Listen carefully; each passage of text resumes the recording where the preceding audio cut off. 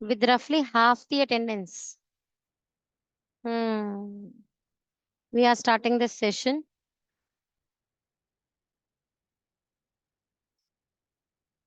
Okay. Anaga, for you also would be out of the classes for 2 weeks now No, ma'am. for that boot camp, AI boot camp. No, ma'am. Acha, you're not participating in it. Ma'am school बदल दिया. Okay. Right. Acha, so you've moved there, Vizag now. You're in Yes, Vizag now, है ना? yes, And ma'am. Prishu is in Kochi. Okay, right, understood. Okay, चलें अभी everyone. So we are studying about blood hair. It is a red colored pigment which circulates in our body and it always runs in the blood vessels. It's not like our body is like a bucket and it is full of blood. No, the blood is circulating inside the vessels in our body. So blood is red because it contains a red colored pigment called hemoglobin. This is a connective tissue. Why is that a connective tissue? Because it is connecting different organs, different cells, different tissues, and transporting things here and there between them, right? Blood consists of four things: plasma, RBCs, red blood corpuscles, white blood cells, WBCs, white blood corpuscles, and platelets. So there are four things. The main component of the blood are these four, right? And why is this blood red? This is because of the red blood cells or red blood corpuscles. Understood, everyone? Right? I am showing you an image to show you a centrifuged sample of blood.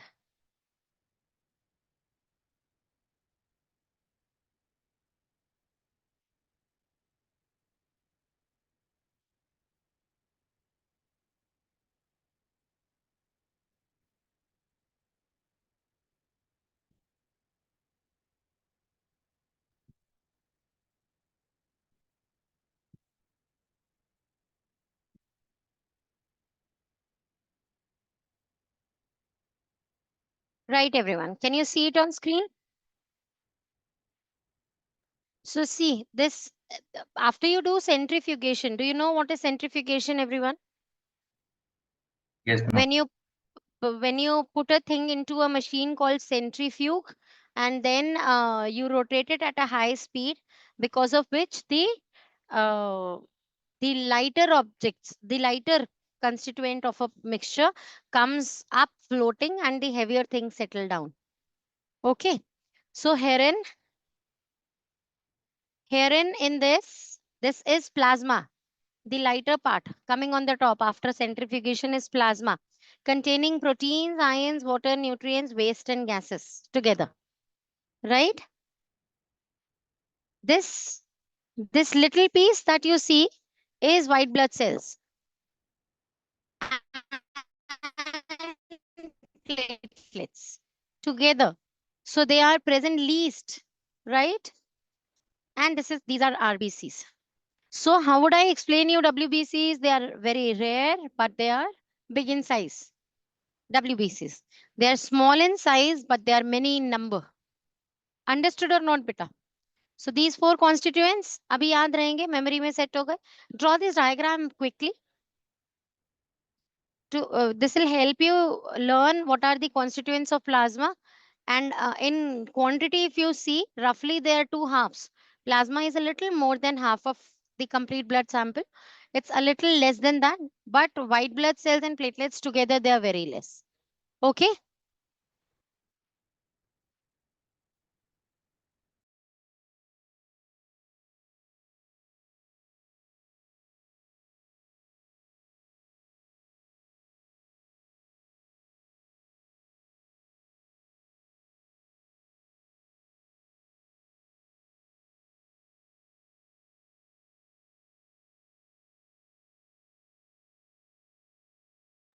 Noted बच्चे, चले अभी आगे.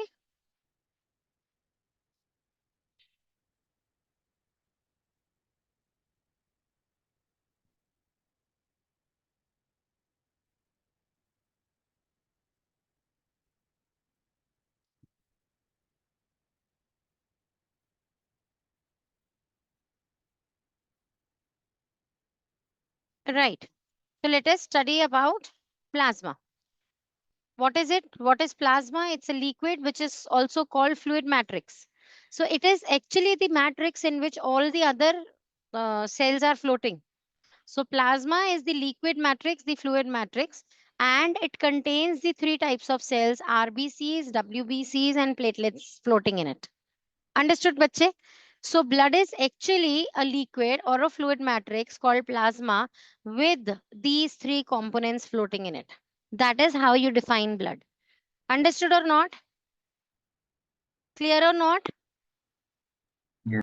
Let us discuss plasma in detail now. It is the fluid part, the liquid part. It is colorless. Important point. Note it. It consists mainly of water. And this water only in which carbon dioxide gets dissolved and come back to the lungs. We studied this no in the previous session. It is about 90% water. Please note all these points. They are important. Plasma also contains dissolved substances such as this. I've already given you the list. Proteins, digested food, common salt, waste products like carbon dioxide and urea. And hormones from different tissues. It carries the dissolved substances from one part to the other in the body. RBCs, WBCs, and platelets are immersed in this liquid called plasma. Got it?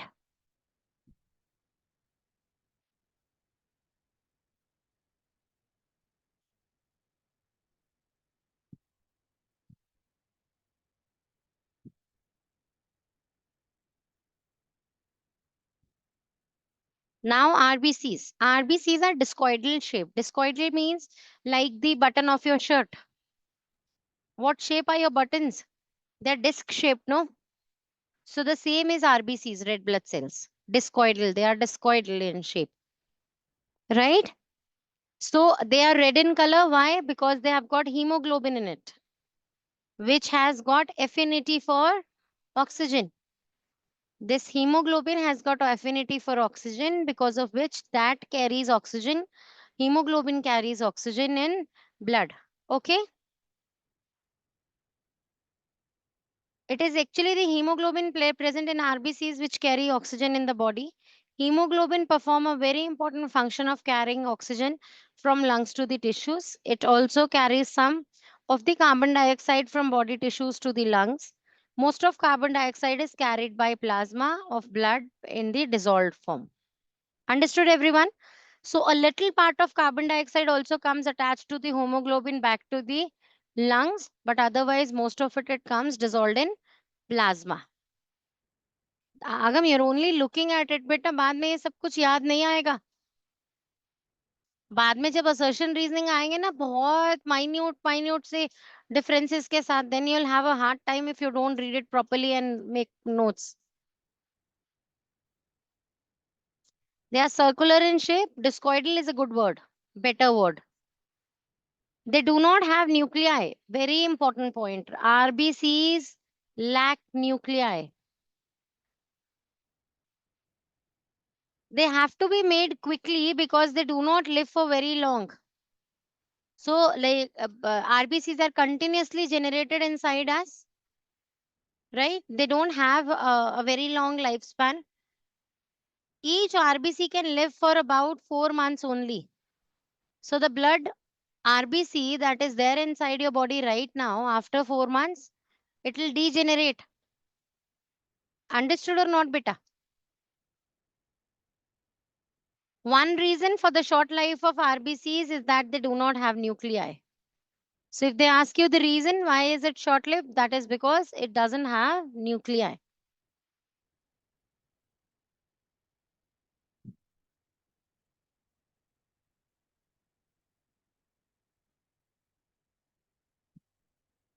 So millions of RBCs of ours die every day, but 4 times the number are made in the bone marrow every day. So whatever your body is degenerating today, roughly 4 times of it your body is making also in the bone marrow. Where is the bone marrow? Who can tell me? Ma'am, inside the bone. Yes, it is a soft tissue present running inside the bone marrow. Understood? And in that bone marrow, it is continuously generating RBCs roughly 4 times what you are degenerating.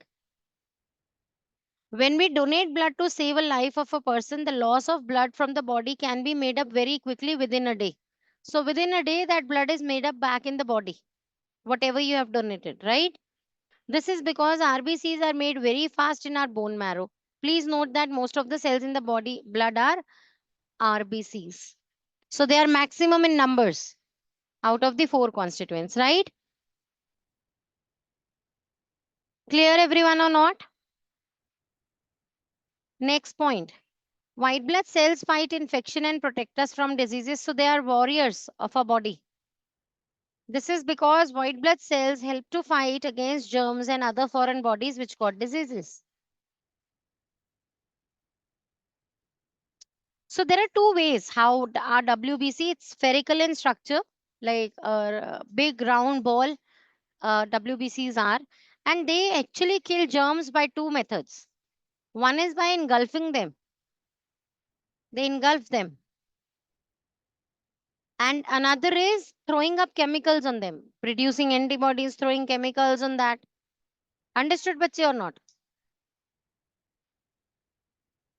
So these are the two ways WBCs, they kill bacteria or germs.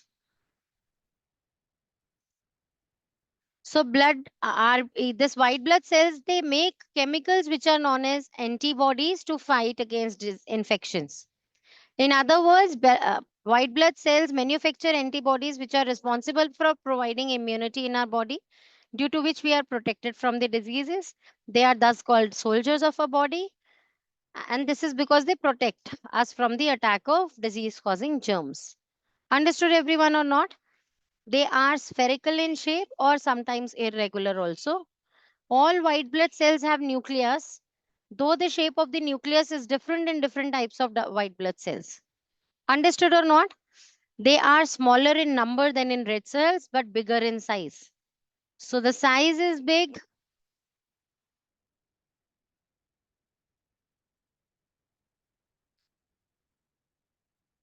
Let me make a nucleus here and no nucleus here. So the difference between WBC and RBC is no nuclei here.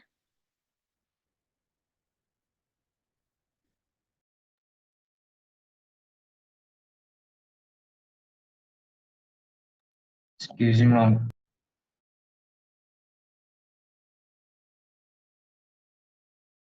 हाँ जी बेटा बोलो. Ma'am, so what is the lifespan of white blood cells? Come again बच्चा. Ma'am, what would be the lifespan of white blood cells? WBCs, they live a little longer. Let me find out. Give me 1 minute. Good question. Give me 1 minute to cross check before I speak something.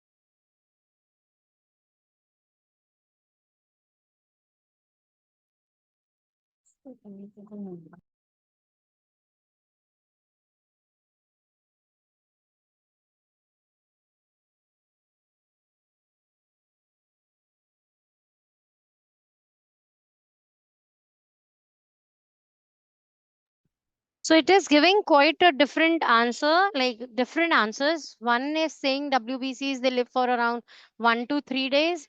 and one place is saying that it is living for roughly 13 to 20 days, and one is saying to few exist till years.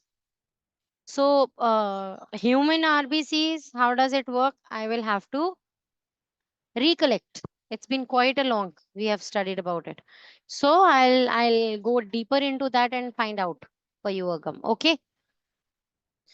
Okay, so now our platelets coming ahead. Platelets are tiny fragments of special cells formed in the bone marrow. Platelets do not have nuclei again. So RBCs and platelets, they lack nuclei.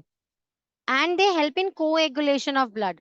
So it is like whenever you have a wound and you see a finely brown, dark reddish brown colored mesh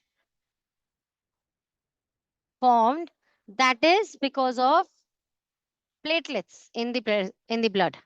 So the coagulation of blood means blood getting denser where there is a wound and making a thin film to like save the exposure to the external environment. That mesh is made by this platelet, right? So अगर platelets नहीं होते तो फिर कभी blood clot ही नहीं होता, bleeding कभी stop ही नहीं होता कहीं wound लगता तो. Understood or not? So when a cut or a wound starts bleeding, then platelet help clot the blood, making blood semi solid. तो पहले blood semi solid turn हो जाता है, बहुत thick हो जाता है वहां पर, due to which further bleeding stops. All the blood cells are made in the bone marrow from the cells called stem cells. So there are stem cells. ये आपने stem cells का structure 9th class में जब tissues पढ़े थे तो वहां पर पढ़ा भी था, osteocytes पढ़े थे, वो होते हैं बेटा ये, उसके अंदर ये प्रेजेंट होते हैं स्टेम सेल्स. अंडरस्टूड बच्चे और नॉट? चलें अभी आगे. सो ब्लड के सारे functions that we have discussed ये सब are discussed once again here. It carries oxygen from lungs to different parts of the body. It carries carbon dioxide back to lungs. It carries the digested food. It carries the hormones from the endocrine glands, which are released into the blood directly. It carries waste products like urea. It protects the body from diseases because it is having WBCs, which are also called as leukocytes. And then it regulates body temperature because it has got mostly water in it, and the blood capillaries in our skin help keep our body temperature constant at about 37 degrees Celsius. Understood or not, beta? Clear? Clear, everyone? Okay. Now moving ahead. Now, how is transport system working inside us? So let us see that this is the blood circulatory system only, which is actually transporting most of the things. In this, we will be discussing one more system called as lymphatic system. So lymph, there is one more liquid that is actually traveling unidirectional. Blood कैसा travel कर रहा है? Multidirectional blood move कर रहा है आपकी body में. So it's like your blood is going to the cell and coming from it as well, right? है ना? Coming back also. लेकिन lymphatic system में जो lymph है, that is only coming back to the heart. It is only coming back to the heart. It is not going from the heart to the cells. So then it gets mixed up with the blood and it is there inside it only. But otherwise, when it goes to the cell, it gets separated out and then it comes back to the blood in a different stream. So that lymphatic system we'll be studying in detail a little ahead. Abhi ke liye, let us study human transport system. The human blood circulatory system consists of heart, a very important organ, and the blood vessels, arteries, veins, and capillaries. So let us study human heart first.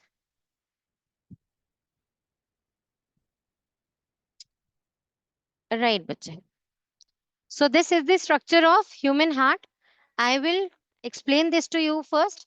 I am drawing lungs here to complete the flow. Bronchus with the trachea I've drawn also here.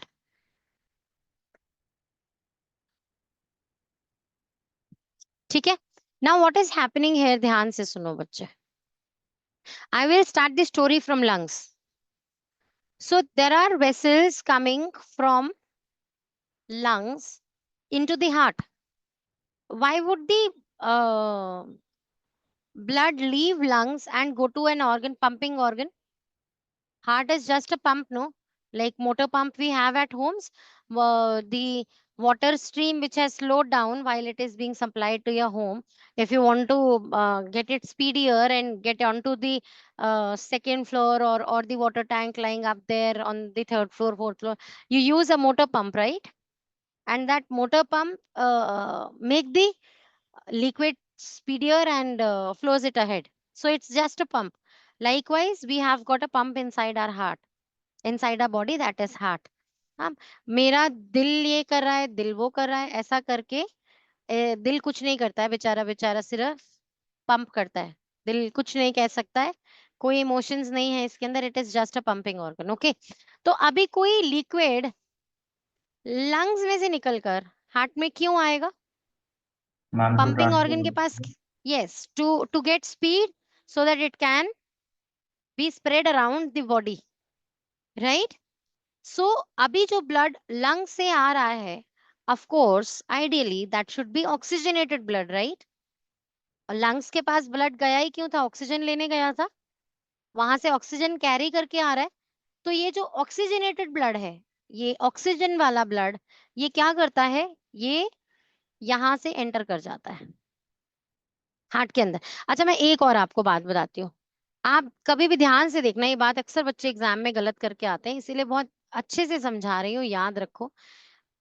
ये अगर मैंने heart का diagram draw किया, ये मेरा right hand side है बेटा, जहां पर मैंने राइट लिखा है, और ये मेरा लेफ्ट हैंड साइड है बच्चे, जहां मैंने लेफ्ट लिखा है.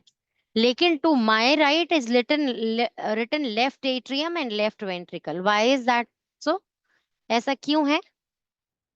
ऐसा इसलिए है क्योंकि अगर मैंने ये हार्ट बनाया है, मैं ऐसा ही कुछ भी बना रही हूँ, हाँ, अगर मैंने ये हार्ट बनाया है तो this is actually of a person facing me. So अगर मेरा राइट है तो उस पर्सन का तो लेफ्ट है ना बेटा, तो इसीलिए तो इस पोर्शन को लेफ्ट नाम दिया गया है. क्योंकि जिस पेशेंट का हार्ट है, जिस पर्सन का हार्ट है, वो मेरी तरफ फेस करके खड़ा है, उसका हार्ट मुझे ऐसा दिख रहा है, राइट? तो this is why on my right, on your right you will write left atrium and left ventricle. समझ में आया क्यों? है ना? तो अभी एग्जाम में गलती नहीं करनी है किसी ने भी, कहीं राइट एट्रियम राइट वेंट्रिकल अपने राइट पे बनाकर आ जाओ. Okay, so now this is on your right, you are writing left atrium, और left atrium के अंदर the blood is entering right into the first chamber. हमारा हार्ट कैसे है? Let us draw. So I am creating 4 chambers here. This is left atrium, this is left ventricle, this is right atrium, and this is right ventricle. ठीक है, तो एक बार flow diagram से पढ़ाई करते हैं पहले, फिर उस डायग्राम पे भी जाएंगे. सो यहाँ पर मैंने लंग्स भी क्रिएट कर दिए बॉक्स टाइप पे. यहां से दोनों लंग से, बोथ दी लंग से एंटर कर गया लेफ्ट एट्रियम में ब्लड. ठीक है, क्योंकि उसको स्पीड चाहिए. अभी लंग से आया है ब्लड ऑक्सीजन लेकर, और अब उसको पूरी बॉडी में स्प्रेड होना है, तो उसको स्पीड चाहिए. ठीक है, चलिए अभी आगे.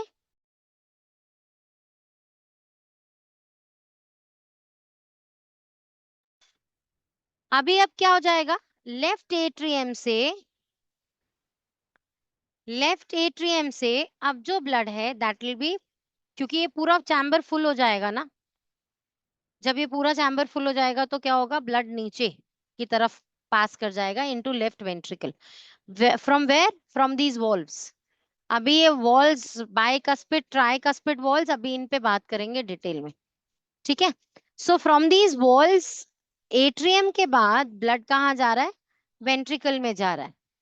ठीक है, यहाँ पर एक पुश मूवमेंट आती है और ब्लड कहाँ क्रॉस कर जाता है? देखो मैं इसको थोड़ा सा क्लीन करती हूँ, बहुत ही गंदा हो गया डायग्राम. ठीक है, ओप्सी। राइट।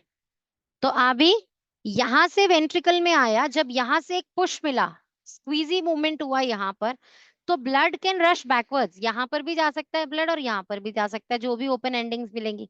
लेकिन these valves are, they are like one way roads, so as soon the blood tries to go back, ये वॉल्स क्लोज हो जाती हैं।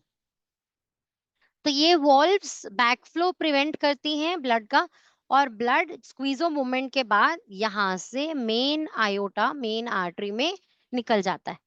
अब यहां से ये जो ब्लड है फाइनल, अब आयोटा से फाइनल आर्टरीज में, वहां से arterioles, three are the words, aorta, arteries and arterioles, मतलब they are getting deeper, they are getting फाइनर।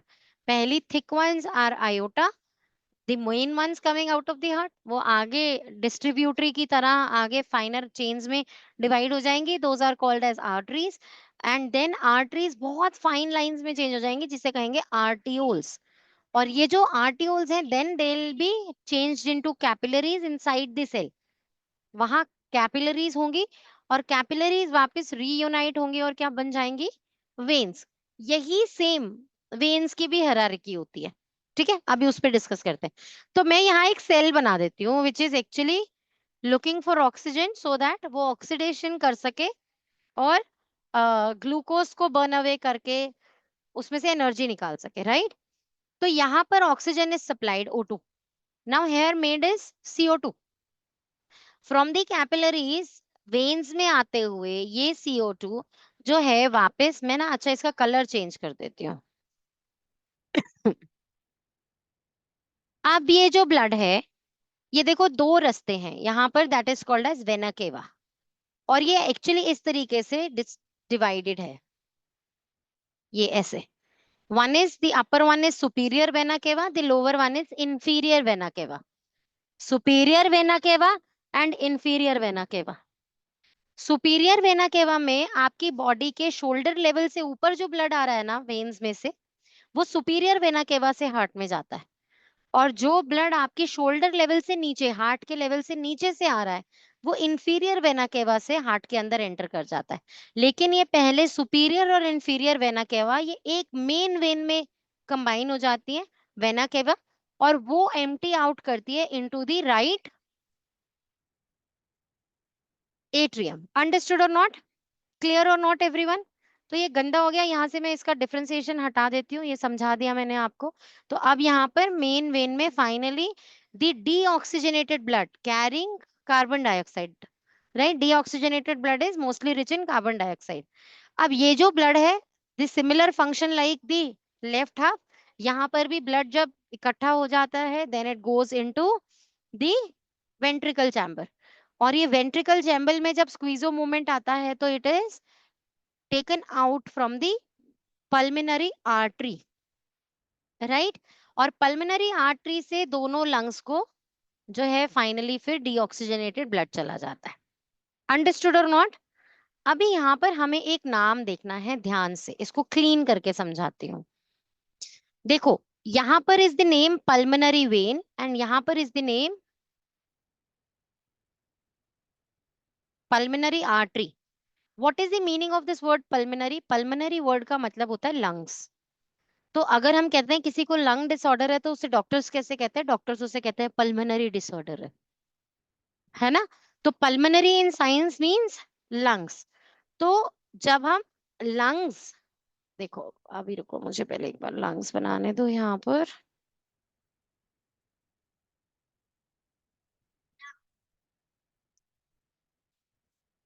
ये लंग्स है, राइट। तो जब ब्लड ने हार्ट की तरफ आना है तो वो हमेशा वेन से आता है, राइट। अब क्योंकि ये वेन लंग से अटैच है इसीलिए इस वेन को नेम्ड इज पल्मनरी। अंडरस्टूड और नॉट। जो भी वेसल ब्लड हार्ट को लेकर आएगी that vessel is called as vein. जैसे कि यहाँ पर ये मेन वेन है, it is bringing blood to the heart. तो जब भी हार्ट को लेकर आएगी वेसल ब्लड, उसे आप हमेशा वेन कहेंगे, राइट। तो इसीलिए क्योंकि this is also bringing the blood to the heart, इसीलिए this is also called vein. लेकिन specifically this is attached to pulmonary means lungs, इसीलिए the vessel is known as pulmonary vein. Now any vessel that is taking blood away from heart is called as an artery. So this here is taking blood away from heart, right?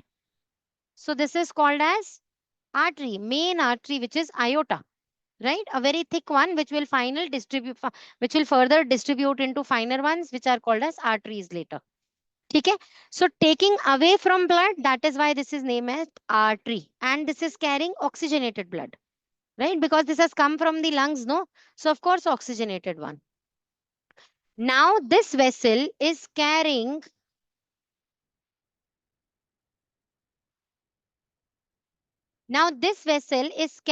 the blood away from heart to the lungs, right?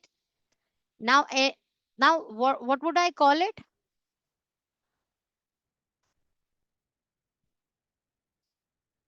It is carrying it away from heart means that is artery. Every time it is carrying away from heart, it is artery. So this has to be named as artery. And now because it is attached to lungs, this is pulmonary artery. What is the difference? Why am I insisting on it so much? Pulmonary vein is the only vein in our body which is carrying oxygenated blood. Why? So that's an exception, which is important from examination point of view. So this is carrying oxygenated blood. Unlike all other veins which are carrying deoxygenated back to heart. So they're all carrying deoxygenated blood. Understood or not? Likewise, pulmonary artery is also an exception, which is only artery to carry deoxygenated blood. Why? Because it is going back to lungs. Of course, deoxygenated होगी तभी lungs के पास जाकर oxygen का refill लेकर आएगी, right? है ना? So this is the only artery which is carrying deoxygenated blood. Rest all the arteries that you see, वो सब oxygenated blood लेकर जाती हैं to all the cells of the body. Understood or not? What is the exception? Wherever you see word pulmonary, that means that is an exception. Pulmonary artery is also an exception. Pulmonary vein is also an exception. So whenever they ask you to explain it, pulmonary artery, what you will say? The name is artery. That means it is carrying blood away from heart. Pulmonary, it is the heart which is left from blood now is going to lungs, right? Understood what is pulmonary artery doing and what is pulmonary vein doing? How would you specify its function? Vein, that means it will carry heart blood to the heart, right? So it's bringing in. Pulmonary means it is coming from the lungs to the heart, right? And when it is coming from the lungs, of course, this is oxygenated. Clear or not, everyone? Understood? Okay. Now there is a layer which is separating. This is a fine film between both the chambers, both the sides of heart, which is actually preventing the intermixing of oxygenated and deoxygenated blood. This layer, fine layer between the two is called septum. This septum is dividing your heart into two chambers, mainly, which one is from which one is carrying oxygenated blood, another is carrying deoxygenated one. Understood or not, bache? Clear or not? Is there any doubt up till here? Ma'am, one doubt. Bolo bachcha. Ma'am, so all the veins and arteries except for the pulmonary artery carries oxygenated blood, right? Not both arteries and veins, beta. See, all the veins carry deoxygenated ones because blood is coming back to heart. No, why is it coming back to heart? हमारे lungs बहुत ऊपर है ना body में. हमारा body का अगर आप इस तरीके से cross बनाएं तो it is roughly 1/4 from the top and 3/4 from the bottom. तो blood को कितना travel करके आना है ना to come to the heart? Speed slow हो गया है. To go back into the lungs, speed slow हो गया है. तो इसीलिए आप उसको speed देते हो पहले.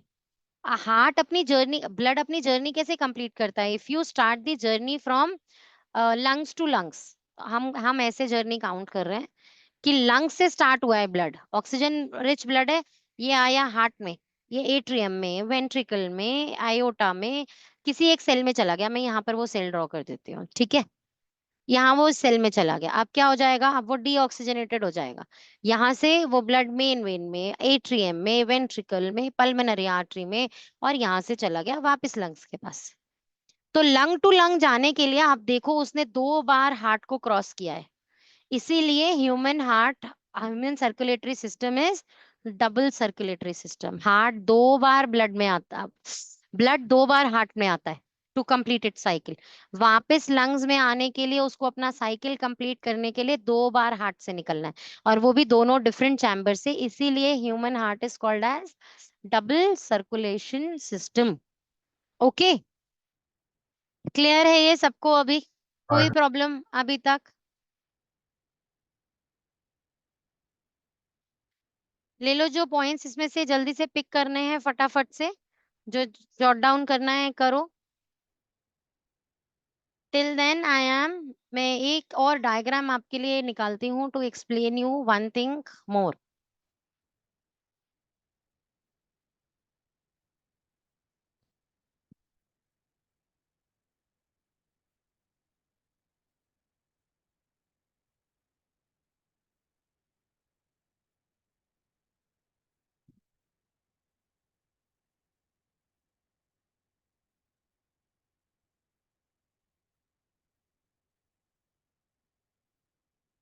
देखो बच्चे, ऐसा होता है डायग्राम। एक्चुअली ये है, वो तो बहुत सिंपल वन था, पर ये आपको ऐसा ड्रॉ नहीं करना है, आपको वैसा ही ड्रॉ करना है जब आपके एग्जाम में आएगा। मैं आपको एक वीडियो भी शेयर करूंगी जहां पर complete lecture on how to draw human heart for your science exam would be explained. अब के लिए इस डायग्राम को एक बार दोबारा समझते हैं। तो दोबारा से एक बार लंग्स बना देते हैं यहाँ पर।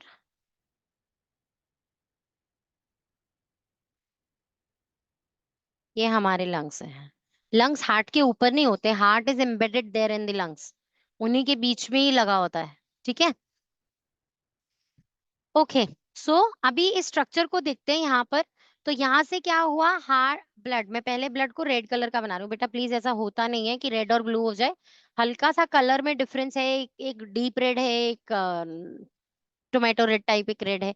तो ये जो हल्का सा डिफरेंस है ये क्यों है, अभी इस पे बात करेंगे। लेकिन ऐसे मैं रेड और ब्लू बनाऊंगी ताकि हम ऑक्सीजनेटेड और डीऑक्सीजनेटेड ब्लड को क्लियरली समझ सके, बट अदरवाइज बॉडी में कोई ब्लू ब्लड नहीं होता है ना। और ग्रीन तो बिल्कुल ही नहीं होता है जो वेन्स में दिखता है बॉडी में।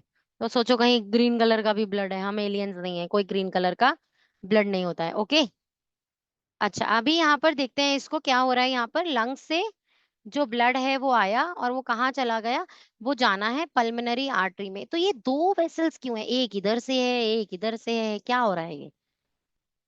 लंग्स भी तो 2 है, तो रास्ते भी 2 होंगे। अंडरस्टूड और नॉट? पर आपको इतना सब कुछ ड्रॉ नहीं करना है, आपको सिर्फ ये दिखाना है कि पल्मोनरी वेन जो है एक रास्ता है। मैं 1 मिनट, मैंने एक इसको अटैच सही जगह से कर दो, ये रहा। सो ये रहे 2 रास्ते, वो एक ये और एक ये रहा। ये समझ में आ रहा है बेटा? ठीक है, क्लियर है? 2 लंग्स हैं, 2 पाइप्स आ रही होंगी दोनों लंग्स में से, और वो दोनों कहाँ खुद को एम्प्टी कर रही हैं, वो खुद को एम्प्टी कर रही हैं लेफ्ट एट्रियम में। लेफ्ट एट्रियम में जब वो भर गया पूरा, तो it will go into the ventricle. ठीक है, वेंट्रिकल में you can see these valves here. देखो बेटा, these are 2 valves, mitral valves and aortic valves. ये 2 वॉल्स हैं जो क्या करती हैं, ये दोनों वॉल्स बैकफ्लो रोकती हैं। मतलब अगर ब्लड आपने पुश किया और यहां जाने की कोशिश करेगा तो ये लिड क्लोज हो जाएगी, और सिर्फ वन वे गेट यहाँ पर है, इधर है। ठीक है, अंडरस्टूड और नॉट बच्चे?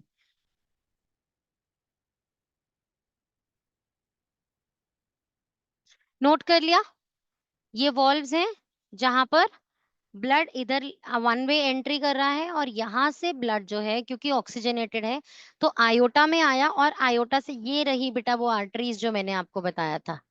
ये आर्टरीज है जो मेन आयोटा से आगे इस तरीके से ब्रांच कर जाएंगी, और जिसमें से आगे फाइनर, आगे बहुत दूर जाकर, हार्ट के इतनी पास नहीं, आगे और इनमें से फाइनर निकलेंगी आर्टियोल्स। वेसल दिए, ठीक है, रिवर्स स्ट्रीम नहीं है। आइए बात समझ में। अब यहाँ पर हम ड्रॉ कर देते हैं एक सेल जहां पर ये ब्लड चला गया, इसने अपनी ऑक्सीजन एम्प्टी आउट कर दी, यहाँ से कार्बन डाइऑक्साइड लोड कर लिया। अब जो लोड कर ली मैं उसे ब्लू कलर का दिखा देती हूँ। अब ऐसे ही हर सेल अपनी कार्बन डाइऑक्साइड रिलीज किया हुआ, वाटर रिलीज किया हुआ जो ब्लड है वो सारा इकट्ठा करता जाता है into thicker vessels which are called as veins. और ये जो वेन्स हैं वो यहां से एंटर करेंगे, यहां से नहीं, ये रहा, ये रहा, ये रही सुपीरियर वेना केवा। और ये जब सेल नीचे है तो ये रही इंफीरियर वेना केवा। और ये दोनों vena cavas they are emptying out in the right atrium. Right atrium से राइट वेंट्रिकल से going into the vessel that is taking it away from heart. Away from heart means artery. So artery which is connected to lungs is pulmonary artery. So this is pulmonary artery taking the blood again to lungs. Wide दो रास्ते, क्योंकि lungs भी तो दो है। Understood everyone or not? यहाँ पर भी जो राइट साइड है, यहाँ पर भी वॉल्व्स, जिन्हें क्या कहते हैं आप, ट्राइकस्पिड वॉल्व और पल्मिनरी वॉल्व। अंडरस्टूड और नॉट? बेटा मेरा फोन लगाना चार्जिंग पे। आ गई बेटा बात समझ में सबको? हार्ट की फंक्शनिंग सबको समझ में आई? कोई प्रॉब्लम? क्लियर है ना? ओके, तो चले यहाँ पर इसे और समझ लेते हैं। अब उसका एक्शन समझते हैं कि हाउ इज इट वर्किंग।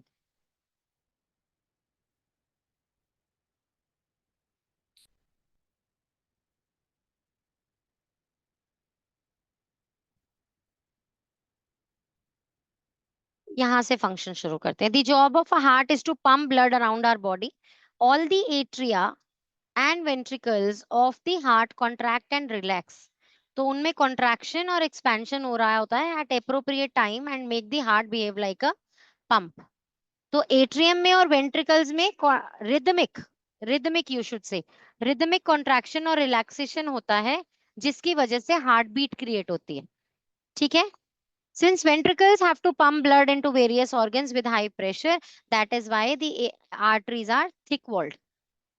तो जो आर्टरीज होती हैं वो थिक वॉल्ड होती हैं। जो एट्रियम से वेसल्स निकलेंगी, जो आर्टरीज होंगी जो ब्लड अवे फ्रॉम हार्ट लेकर जाएंगी, दे विल बी थिकर, क्योंकि हार्ट उसका स्पीड इंक्रीज कर देगा तो उसका प्रेशर ज्यादा आएगा।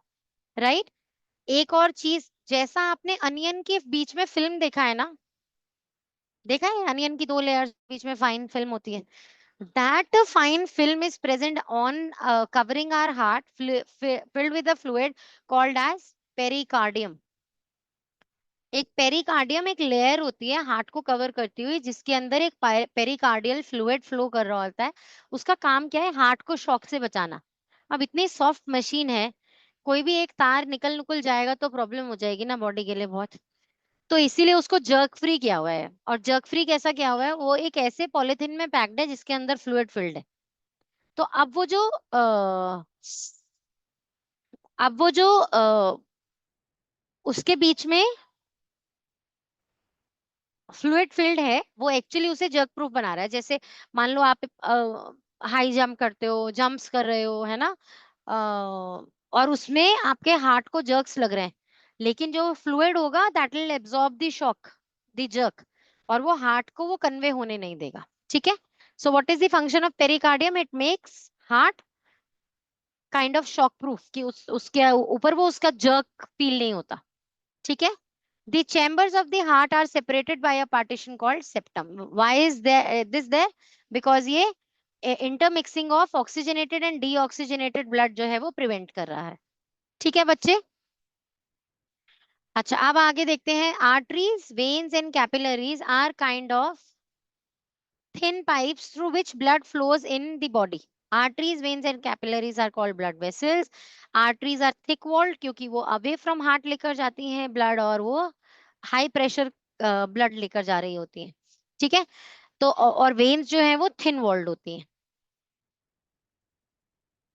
Arteries are found in whole of our body. The main artery called aorta is connected to the left ventricle and it is carrying oxygenated blood. From the left ventricle to all parts of the body, it is distributed. Then another artery called pulmonary artery is connected to the right ventricle.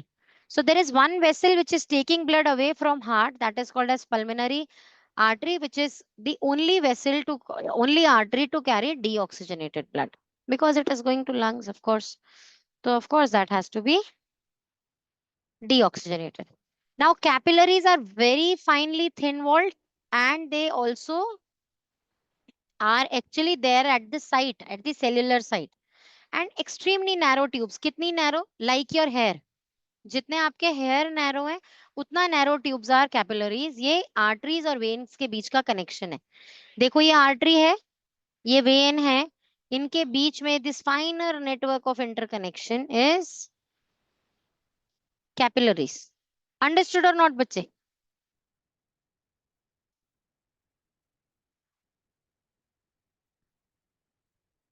Okay. Even every living cell of our body is close to a capillary, very close to the capillaries. Only then capillaries are giving them oxygen and taking carbon dioxide back from them, right?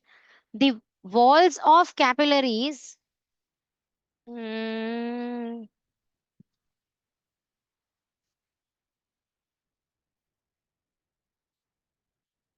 This all is explained already.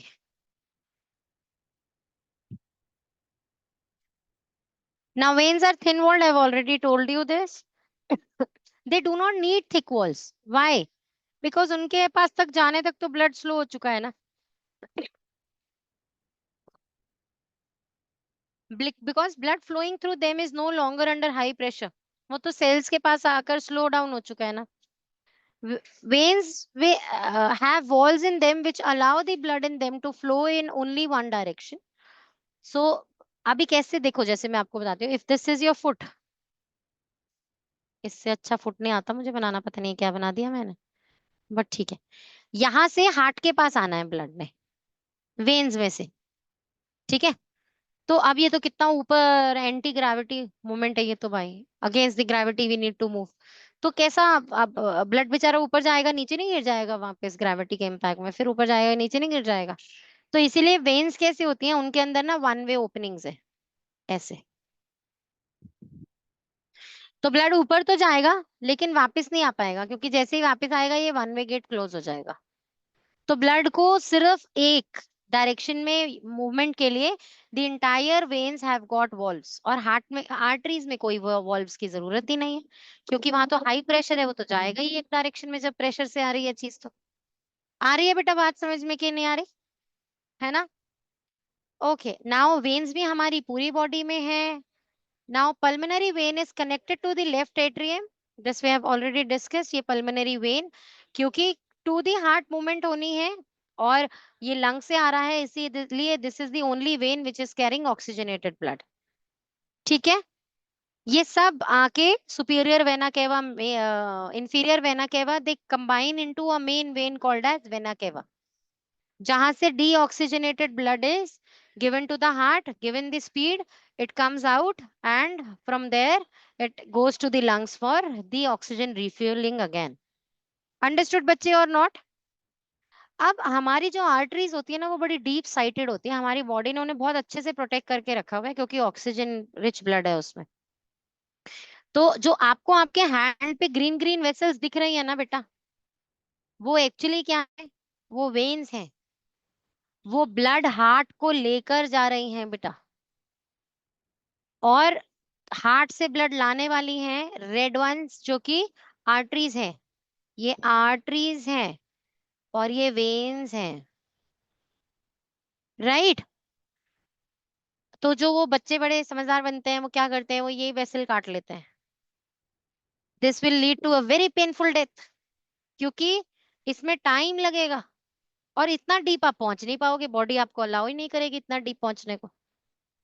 तो this will be like 2 घंटे लगेंगे रफली, कि सारा blood heart को जाएगा, और वो जब वापस नहीं आ पाएगा तब सेल मरेगा. और जब सब सेल्स मरने लगेंगे हमारे ऑर्गन्स के, वाइटल ऑर्गन्स के, तब जाकर कहीं डेथ होगी. सबसे पहले नर्वस ब्रेकडाउन होगा. तो यहाँ है प्रॉब्लम, इसको काटने से सिर्फ पेन होता है, कोई फायदा नहीं होता, और बहुत लंबा पेन होता है. तो बेवकूफ है वो बच्चे जो इसको काट देते हैं। ठीक है, तो डीप साइटेड हमारी बॉडी ने ऐसे ही बेवकूफ बच्चों को समझते हुए बड़ा वेल प्रोटेक्टेड रख दिया आर्टरीज का चैनल, कि इसको तुम छेड़ ही नहीं पाओगे, यहां तक तुम पहुंच ही नहीं पाओगे। ओके एवरीवन, ठीक है, चलें अभी आगे। और क्या है यहाँ पर, ये फ्लो डायग्राम है। जनरली मोस्टली आपके एग्जाम में ये बनाना आता है बेटा आपको, जो मैं अभी तक समझा रही थी, आप उसे फ्लो, इसे कहेंगे आप फ्लो डायग्राम बनाओ हार्ट का। तो तब आपको वो मेन वाला हार्ट डायग्राम जो मैंने दिखाया वो नहीं बनाना है। आप देखो लंग से ब्लड आया, ऑक्सीजन रिच ब्लड है, तो मैं इसको रेड बना देती हूँ इन कलर, ये रहा रेड कलर का ब्लड। ये लेफ्ट एट्रियम में एंटर किया, यहाँ से वॉल्व्स के थ्रू लेफ्ट वेंट्रिकल में एंटर किया, और लेफ्ट वेंट्रिकल से ये बनाया तो फ्लो यहाँ से है, क्योंकि वो लाइंस क्रॉस नहीं करती दिखाना चाहते, बट एक्चुअली निकलता यहाँ से है। ठीक है, ऐसे निकलता है ऊपर से। ओके, हाई ब्लड है ना, प्रेशर हाई है, तो यहां से निकलता हुआ दिखाया है जस्ट फॉर द कन्वीनियंस। और ये है ऑक्सीजन रिच ब्लड, ये ऑर्गन्स के पास आ गया, और ऑर्गन्स ने हर अपने सेल को डिस्ट्रीब्यूट कर दिया, वहां पर कंज्यूम हो गया जी ऑक्सीजन, और कार्बन डाइऑक्साइड आ गया। यहाँ से मेन वेन के अंदर एंट्री हुई ब्लड की इन राइट एट्रियम, यहाँ से right ventricle, again for convenience यहाँ से ड्रॉ किया गया है, निकलेगा कहाँ से, यहाँ से। तो ये राइट वेंट्रिकल से होता हुआ पल्मोनरी आर्टरी के थ्रू वापस लंग्स, और जर्नी कंप्लीट हो गई हार्ट की, ब्लड की, सॉरी। आ गई बेटा बात समझ में कि नहीं आई? क्लियर है ना? यही यहाँ पर सब एक्सप्लेन्ड है।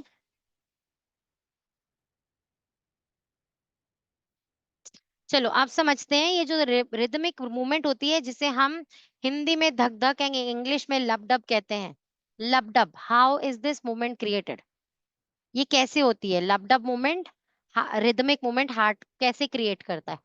When the muscles of all four chambers of the heart are relaxed, पहले एक बार हार्ट रिलैक्स्ड है, इजी लूज है, सारी मसल्स लूज हो रखी है, pulmonary vein brings the oxygen rich blood. तो मतलब क्या है, वॉल्स बिल्कुल रिलैक्स हैं, पीछे को मूव हो रखी है, तो फिर क्या हो जाएगा, हार्ट के अंदर ब्लड फिल होना शुरू हो जाएगा। ठीक है, तो जो सबसे पहले पल्मोनरी वेन है वो क्या करेगी, वो हार्ट को, ब्लड को हार्ट में भर देगी।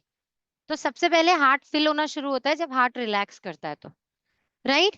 When the left atrium contracts, जब ये कॉन्ट्रैक्ट करेगी, the oxygen rich blood is pushed out, इसके कॉन्ट्रैक्शन से ब्लड को बाहर मूवमेंट मिलेगी, और उसी का बैकफ्लो प्रिवेंट करने के लिए यहाँ वॉल्व है। ठीक है बच्चे, आइए बात समझ में। इसी तरीके से when left ventricle contracts, oxygen rich blood जो है वो ब्रांचेस में चला जाता है आयोटा में, और फाइनल आगे जाकर डिस्ट्रीब्यूट हो जाता है। The main arteries carries blood to all the organs, वहां पर सेंड कर देते हैं, और वो ऑक्सीजन सेल्स को दे आता है।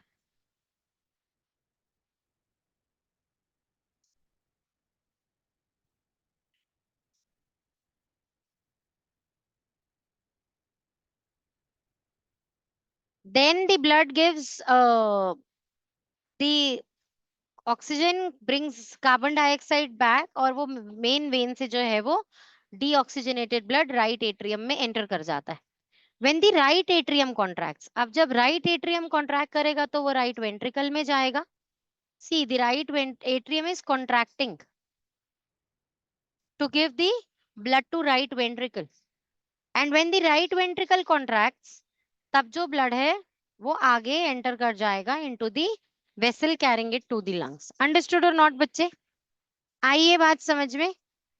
इन कॉन्ट्रैक्शन रिलैक्सेशंस को बड़े अच्छे से समझना पड़ेगा बेटा। ठीक है, this whole process is repeated again and again, जिसकी वजह से continuous flow of oxygen is maintained in our body. ठीक है बच्चा, clear? Double circulatory system warm blooded animals में होता है, हम सब में होता है, लेकिन जो कि फिशेस हैं उनके अंदर सिर्फ 2 चैम्बर्ड हार्ट है, हमारे पास 4 चैम्बर्ड है, उनके पास, उनके हार्ट के सिर्फ 2 चैम्बर्स होते हैं। उनका हार्ट कैसा दिखता है, ऐसा, ऐसा 2 चैम्बर्स सिर्फ, क्योंकि उनके अंदर ऑक्सीजनेटेड डीऑक्सीजनेटेड को सेपरेट आउट करने के लिए कोई रिक्वायरमेंट ही नहीं है। ठीक है, Amphibians like frogs and reptiles like lizards have got 3-chambered heart. इनके 3 chambers होते हैं, 2 atrium होते हैं और एक ventricle होता है. बस पढ़ना ही है कैसा फंक्शन करता है. ये 11th क्लास में अगर बायो ऑप्ट करोगे तब मिलेगा. ठीक है. तो कितने चैम्बर्ड है? एक्वेटिक एनिमल्स के पास 2 चैम्बर्ड और एम्फीबियंस के पास 3 चैम्बर्ड हार्ट होता है. जैसे आई टोल्ड यू, फिश के पास 2 चैम्बर्ड हार्ट होता है, इसलिए वो सिर्फ सिंगल सर्कुलेशन करते हैं. वो कंप्लीट साइकिल हार्ट ब्लड का कंप्लीट करने के लिए हार्ट में सिर्फ एक बार ब्लड फ्लो होता है. ठीक है बच्चे. तो इसीलिए उसको डबल सर्कुलेटरी सिस्टम नहीं कहते हैं. मैं आपको डायग्राम से समझाती हूँ. यहाँ डायग्राम नहीं है ना, अच्छा नहीं लगा मुझे देख के. 1 मिनट रुको, मैं आपको डायग्राम निकाल कर समझाती हूँ.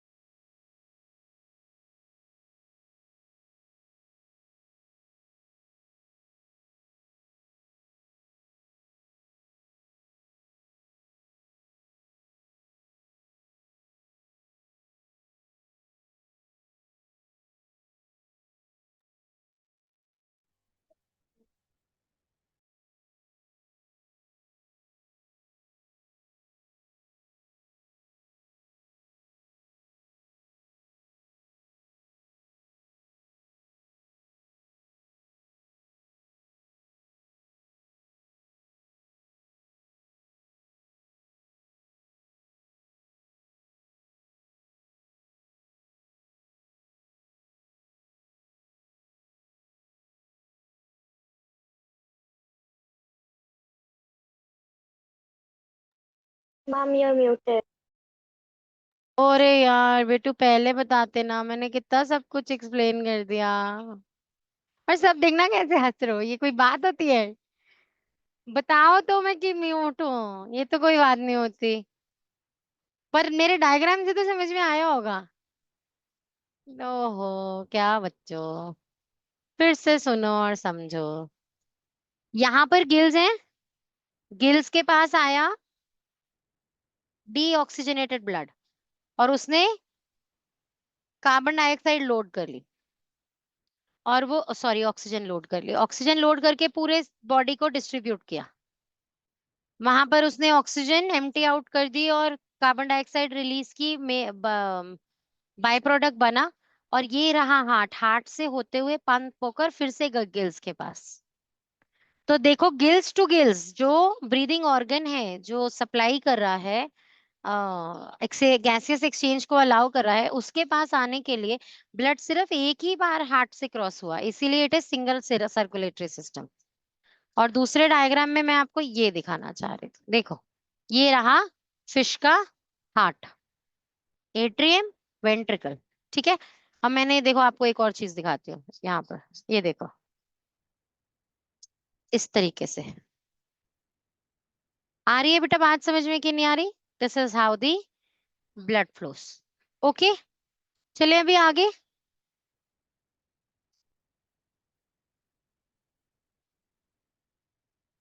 अब हमें हार्ट बीट पढ़ना है,